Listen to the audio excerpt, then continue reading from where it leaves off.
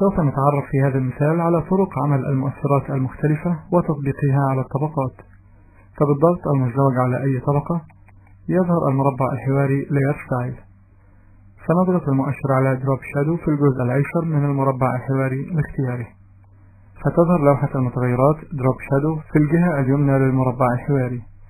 ويعمل هذا المؤثر على إظهار ظل للطبقة التي تحتوي على مناطق شفافة. ومن الجزء Structure يمكن تغيير لون هذا الظل بالضغط على المربع اللوني بجوار القائمة Blend Mode، ثم اختيار اللون المناسب ونضغط OK. ومن القائمة Blend Mode يمكننا تغيير نظام الدمج لهذا الظل، ويعتبر الاختيار Multiply هو أفضل الخيارات لعمل الظلال. ومن القيمة Opacity يمكننا تغيير شفافية الظل بتحريك المؤشر المنزلق أو بإدخال قيمة معينة في هذه الخانة. ويمكننا تغيير زاوية الظل بتحريك المؤشر الخاص بالزاوية أو بإدخال قيمة الزاوية مباشرة في الخانة المجاورة للمؤشر. ويمكننا أيضا تغيير زاوية الظل بالضغط مع السحب للظل من النافذة Document في الاتجاه الذي نريده.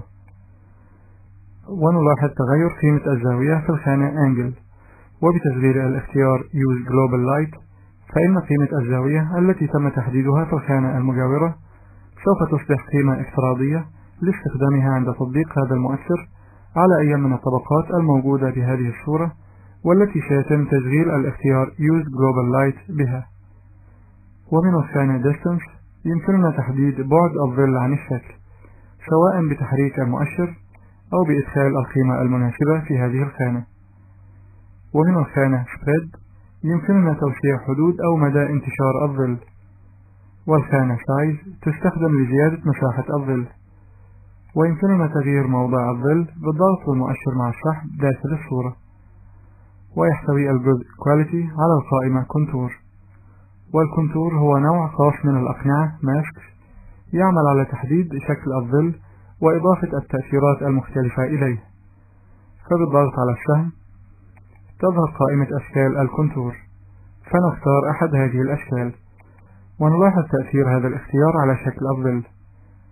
ويمكننا تعديل الشكل كونتور بالضغط بالمؤشر داخل هذا المربع، فيظهر المربع الحواري كونتور إديتور. ومن القائمة Preset يمكننا اختيار أحد النماذج المختلفة للكونتور. ومن الجزء Mapping يمكننا تعديل شكل منحنى الكونتور بالضغط والمؤشر على المنحنى لإضافة نقاط التحكم، ثم تحريك هذه النقاط لإجراء التعديلات المناسبة.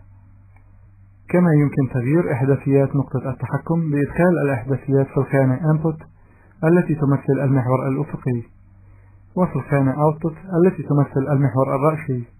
ويمكننا تحويل نقاط التحكم إلى نقاط حادة باختيار النقطة وتشغيل الاختيار Corner.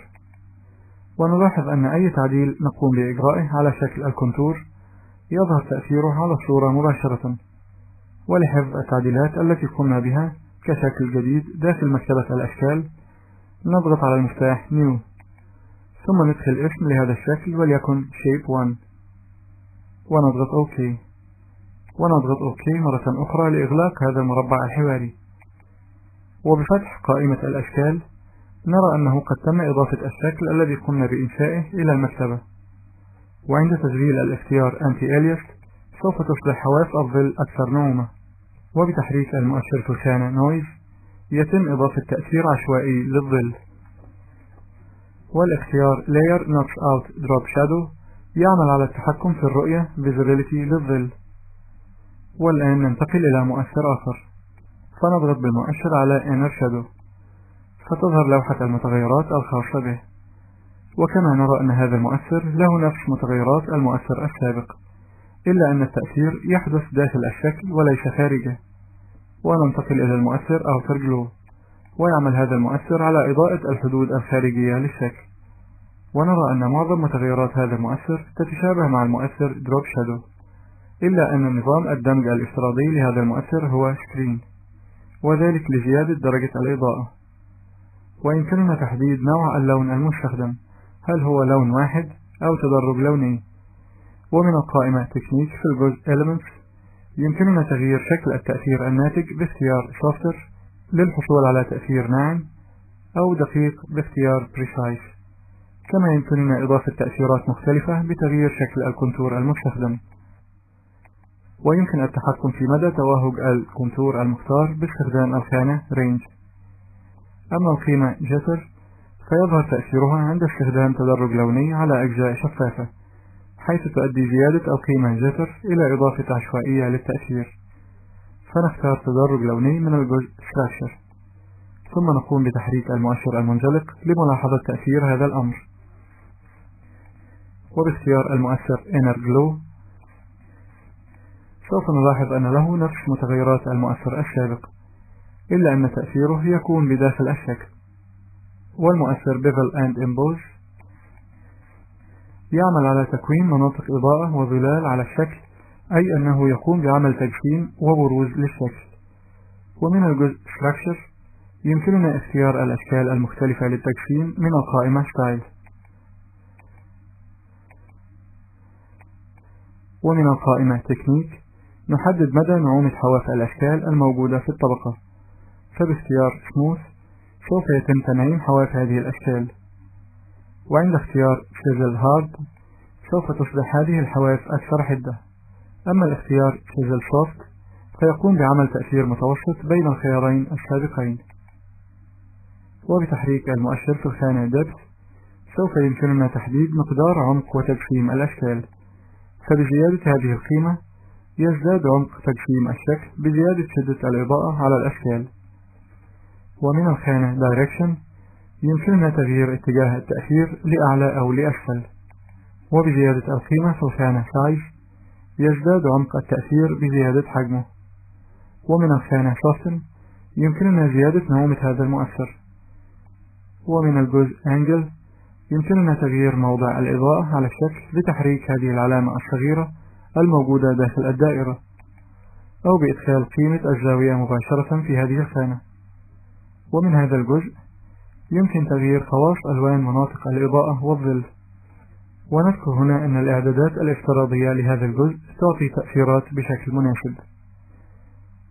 وإذا أردنا فإنه يمكننا إضافة تأثيرات متعددة باستخدام كونتور، فنختار لوحة المتغيرات الفرعية كونتور، ثم نختار الأشكال المختلفة للتأثير من القائمة كونتور. ويمكننا التحكم في مدى هذا التأثير بتحريك المؤشر في الخانة Range. وباختيار لوحة المتغيرات الفرعية Texture سوف يمكن استخدام نماذج ملء Patterns مختلفة مع هذا المؤثر، وذلك بفتح القائمة Pattern واختيار أحد النماذج سابقة الإعداد. والمؤثر Phaeton يستخدم لعمل خطوط لونية متداخلة على الشكل. ويمكن إضافة تأثير لوني على الطبقة باستخدام المؤثر Color Overlay. وسوف يمكننا تغيير نظام الدمج ودرجة الشفافية لهذا اللون باستخدام هذه الخانات. وباستخدام المؤثر Gradient Overlay سوف يمكننا إضافة تدرج لوني إلى الطبقة. وعند اختيار هذا المؤثر تظهر لوحة المتغيرات Gradient Overlay. ومن القائمة Gradient يمكننا اختيار أحد أشكال التدرجات اللونية التي يوفرها البرنامج. ومن القائمة Style نقوم بتحديد نوع التدرج الذي نريده. كما يمكننا التحكم في مساحة التدرج بتحريك المؤشر في الخانة Scale. والمؤثر Pattern Overlay يمكننا من إضافة نموذج الملء Pattern الذي نريده إلى الطبقة. والمؤثر الأخير في هذا المربع الحواري هو Stroke، ويعمل هذا المؤثر على إظهار إطار حول الحدود الخارجية لعناصر الطبقة. ومن القائمة Position يمكن تحديد موضع حدود الشكل سواء خارجية باختيار Outside أو داخلية باختيار Inside أو في المنتصف باختيار Center. وبتحريك المؤشر في الخانة Size يمكننا التحكم في حجم خط الحدود أو الإطار المحيط بعناصر الطبقة.